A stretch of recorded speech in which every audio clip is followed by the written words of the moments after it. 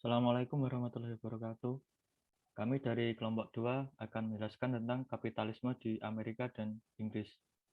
Next. Untuk anggota kelompok yang pertama ada Muhammad Zaki, Muhammad Yusuf, Muhammad Jalfa, Ahmad Dandi, dan Randy Ramadana. Sebelumnya akan kami jelaskan apa itu kapitalisme. Kapitalisme adalah sistem ekonomi yang memberikan kebebasan penuh pada semua orang untuk melakukan kegiatan ekonomi untuk memperoleh keuntungan. Dalam sistem ekonomi ini, setiap individu memiliki hak penuh untuk mengambil manfaat atas harta atau kekayaannya sebagai alat produksi dan berusaha. Negara atau pemerintah tidak dapat melakukan intervensi atau ikut campur dalam sistem ekonomi kapitalisme, tetapi berperan untuk memastikan kelancaran dan keberlangsungan kegiatan ekonomi. Dengan kata lain, pemerintah hanya berlaku sebagai pengawas. Next. Sejarah ekonomi kapitalis di Amerika Serikat.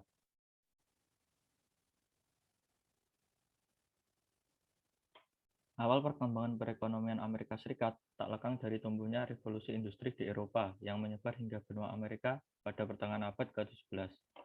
Pengaruh pemikiran ekonomi Inggris di Amerika yang kental telah memberi corak kapitalis pada perekonomian Amerika.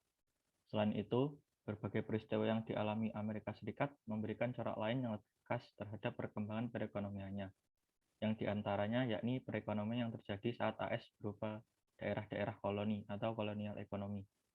Awal dari kapitalisme modern, perjuangan kemerdekaan, civil war atau perang saudara, pertumbuhan pesat pasar domestik, dan ekspansi ke wilayah-wilayah baru. Selanjutnya, pemikiran ekonomi awal di Amerika tidak menunjukkan suatu kekhasan dari suatu pemikiran. Beberapa pemikiran tersebut mengulas tentang masalah-masalah umum atau perdebatan ekonomi yang ada di Inggris dan Perancis. Tetapi tidak seluruhnya demikian. Roger Williams mengemukakan prinsip corporate freedom yang memadukan antara keinginan pemilik atau divine command dengan kepentingan perdagangan atau needs of commerce. Pada masa post-revolutionary, terjadi kesulitan fiskal dan moneter yang membuat konfederasi melakukan berbagai diskusi dan percetakan sumber-sumber bacaan tentang masalah ini. Alexander Hamilton dan Albert Gallatin adalah dua penulis yang terkenal pada masa itu. Mereka berdua adalah sekretaris keuangan Thomas Jefferson, sedangkan Thomas Jefferson sebagai ahli sosial politik hanya sedikit mengulas tentang masalah ekonomi. Selanjutnya akan dijelaskan oleh Randy. Revolusi industri yang telah dijelaskan oleh rekan saya sebelumnya, ini mengacu pada perekonomian klasiknya Adam Smith, J.B. Say, dan David Ricardo yang pada awalnya tidak begitu diminati. Hingga pada tahun 1830-an, negara bagian Atlantik mulai mengembangkan sektor industri dan pembukaan daerah barat. Studi tentang politik ekonomi mulai diperkenalkan dan diajarkan di tingkat menengah umum dan universitas.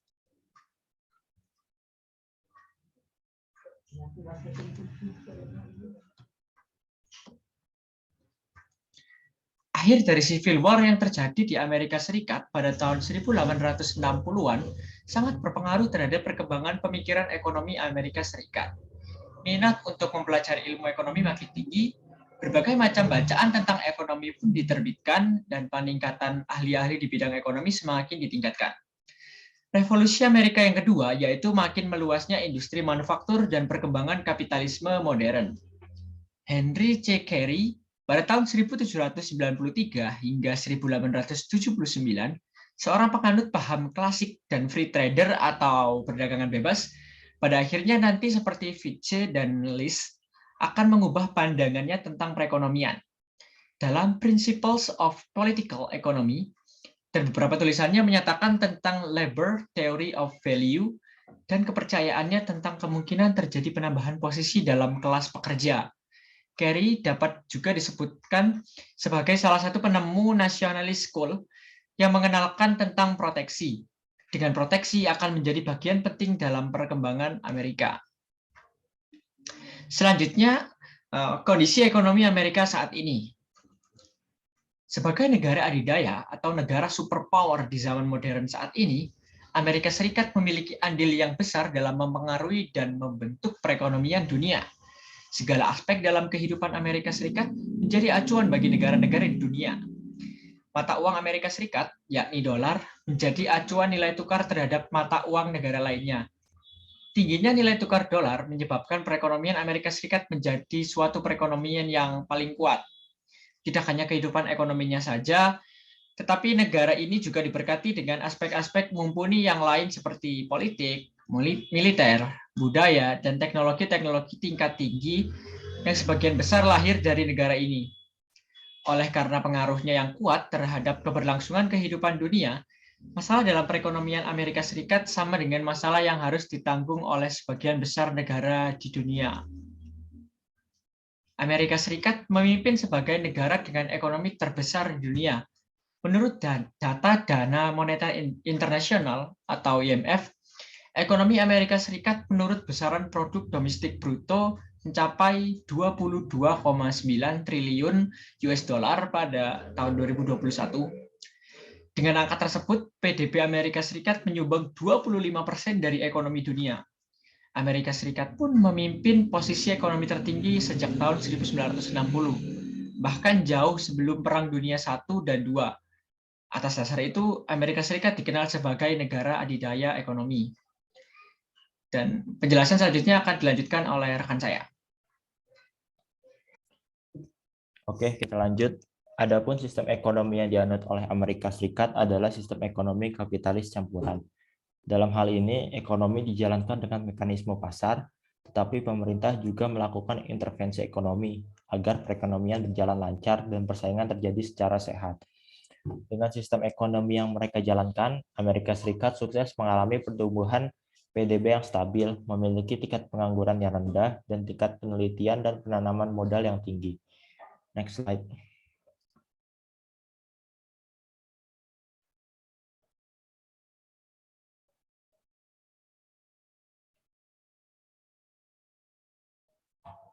Nah, ini ada beberapa data kondisi perekonomian Amerika Serikat terkini. Yang pertama itu ada tingkat pertumbuhan ekonomi.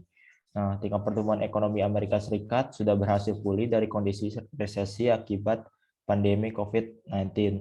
Nah, saat ini mencatatkan pertumbuhan ekonomi sebesar 6,9% pada 2021 dan ini merupakan angka pertumbuhan tertinggi sejak 1984. Nah, ini berikut merupakan grafik pertumbuhan ekonomi Amerika Serikat. Terlihat nih setelah tahun 2020 bulan April ini Joe Biden mengesahkan stimulus ini, pertumbuhan ekonomi langsung naik drastis gitu ya. Oke, bisa next slide. Akibat adanya, selanjutnya ini ada tingkat inflasi Amerika.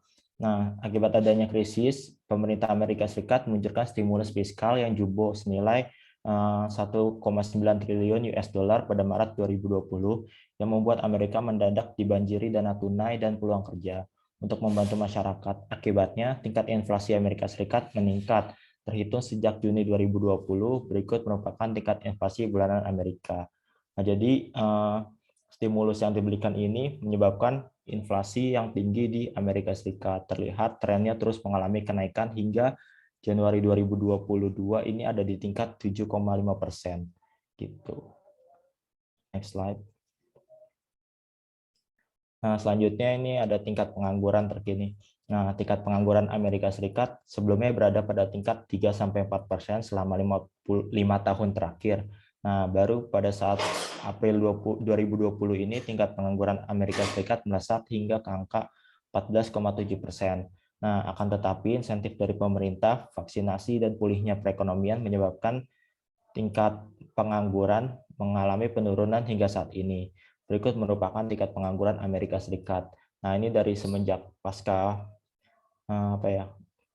kasus meledaknya kasus corona sampai sekarang ini terjadi penurunan gitu. Ini juga merupakan imbas dari stimulus fiskal yang diberikan oleh pemerintah Amerika Serikat. Next slide.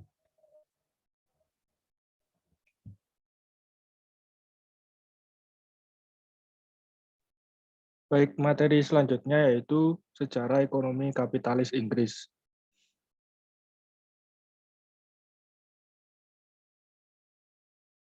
Revolusi industri. Revolusi di Inggris yang dimulai dengan penemuan teknologi dalam bidang industri melahirkan pabrik-pabrik atau manufaktur. Hal ini berdampak kepada terbentuknya para pengusaha-pengusaha besar yang didukung oleh meningkatnya pemilikan modal atau kapital. Mereka memiliki kecenderungan atau ambisi untuk terus meningkatkan modal atau kapitalnya. Seseorang yang cenderung meningkatkan kapitalnya adalah seorang yang kapitalis. Selanjutnya, berkembang paham kapitalisme, yaitu paham yang dianut oleh bangsa atau negara yang memiliki kecenderungan selalu meningkatkan kapitalnya. Revolusi industri ini merupakan langkah awal berkembangnya ekonomi di negeri-negeri lain sejak tahun 1900. Suatu negara yang memiliki kapital, penanaman kapital atau modalnya tidak hanya di lingkungan dalam negeri saja, namun juga berusaha menanamkan modalnya di negara lain. Timbullah bentuk imperialisme, yaitu bentuk penguasaan suatu negara atas negara lain. Sejak revolusi industri, kita kenal imperialisme modern, yang memiliki ciri-ciri dominasi politik, eksploitasi ekonomi, dan penetrasi kebudayaan. Berbeda dengan imperialisme kuno yang memiliki ciri-ciri gospel, gold, dan glory, atau agama, emas, dan kejayaan. Inggris sebagai negara industri sangat memerlukan daerah jajahan untuk yang pertama sumber bahan mentah atau baku industrinya. Yang kedua sebagai pasar penjualan hasil industri. Yang ketiga lahan penanaman modal dan yang keempat tempat pembuangan para penjahat. Karena revolusi industri, Inggris menjadi negara kapitalis dan berkembang menjadi negara imperialis. Dalam bentuk imperialisme modern, yaitu penguasaan politik atau pemerintahan negara yang dikuasai melakukan eksploitasi di bidang ekonomi dan penetrasi di bidang kebudayaan.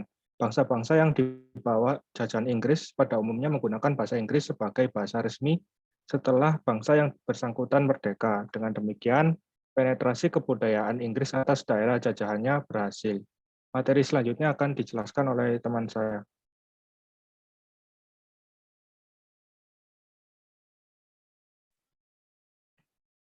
Berikutnya, saya akan menjelaskan tentang kondisi ekonomi Inggris saat ini.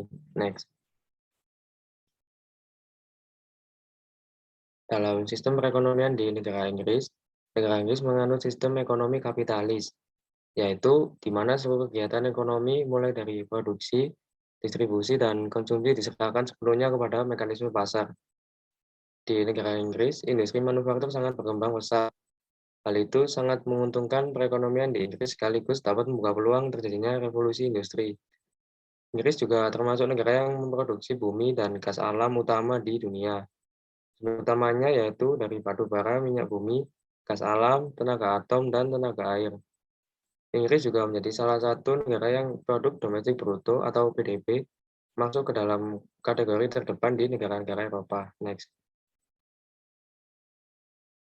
Perekonomian Inggris merupakan salah satu perekonomian terbesar di dunia, dengan PDB per kapita rata-rata 22.907 euro. Mata uang resmi di Inggris adalah pound sterling.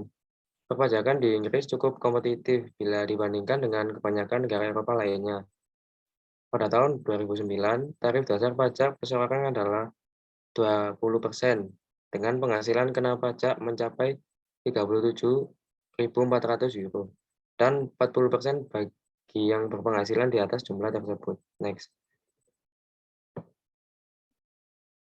Inggris pada dasarnya adalah sebuah negara industri, namun sejak tahun 1970-an terjadi penurunan dalam sektor industri berat dan manufaktur, dan terjadi peningkatan dalam sektor industri jasa. Sektor pariwisata juga menjadi andalan bagi perekonomian di Inggris. Sektor ini menarik jutaan wisatawan mancanegara ke Inggris setiap tahunnya. Ekspor Inggris didominasi oleh obat-obatan, mobil, minyak mentah, mesin pesawat, serta minuman yang beralkohol. Sektor pertanian sudah sangat intensif dan termekanisasi. Sektor ini memproduksi sekitar 60% bagi kebutuhan makanan dan menyerap sekitar 2% angkatan kerja di Inggris. Next. Dilansir dari CNBC, pada masa pandemi COVID-19, proyeksi pertumbuhan ekonomi Inggris tahun 2021 lalu mencapai 5%, sementara pada tahun 2020 lalu mengalami kontraksi hingga 10%. BOE telah memperbarui proyeksi ekonomi Inggris akan tumbuh hingga 7,25% pada tahun ini. Next. Proyeksi perekonomian tersebut didukung oleh realisasi distribusi vaksin yang terus meningkat. Perekonomian negara Inggris perlahan bangkit dengan kebijakan isolasi yang mulai dilonggarkan. Komite Kebijakan Moneter BOE memutuskan untuk mempertahankan suku bunga dan menjaga pelonggaran kebijakan moneter seiring dengan proses pemulihan ekonomi Inggris dari dampak pandemi COVID-19. Dengan demikian, suku bunga acuan Bank Sentral saat ini terjaga rendah di kisaran 0,1% dan target pembelian aset oleh Bank Sentral juga tak berubah di kisaran 1,2 triliun dolar Amerika Serikat untuk tahun ini. GDP dari negara Inggris. Dan dari hasil data tersebut dapat disimpulkan bahwa perekonomian di negara Inggris sempat menurun pada tahun 2020. Hal itu disebabkan karena dampak dari pandemi COVID-19. Dan menurut laporan dari berita, negara Inggris sangat terdampak COVID-19 dibandingkan dengan negara lain di Eropa lainnya. Demikian presentasi dari kelompok 2. Wassalamualaikum warahmatullahi wabarakatuh.